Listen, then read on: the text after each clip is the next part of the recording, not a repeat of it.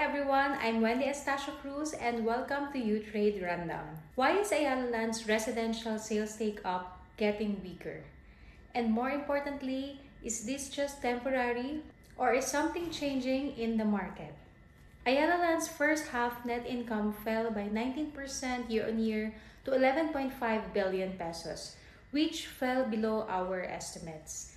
The biggest drag was residential, where revenues declined 15%, while reservation sales dropped 10% to 59.4 billion pesos.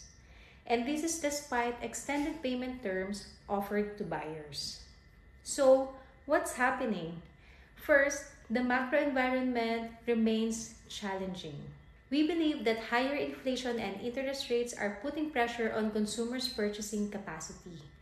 Buyers are becoming more price sensitive and may be choosing more affordable projects instead of Ayala Land's premium offerings.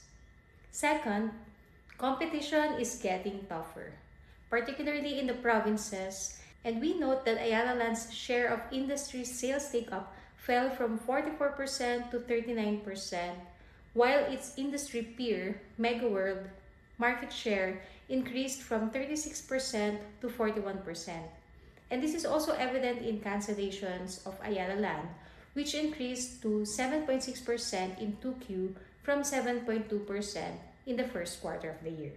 The good news is inventory is slowly improving from 19 months of sales at end 2025 to 15 months in the second quarter of the year. So in the near term, we believe residential sales could remain challenged as buyers prioritize affordability and flexible payment terms. Nevertheless, we think much of the weakness is already priced in. We trimmed our target price to 25.10 pesos per share but maintain our buy rating as Ayala Land is already trading at a steep discount of 80% to its historical valuation.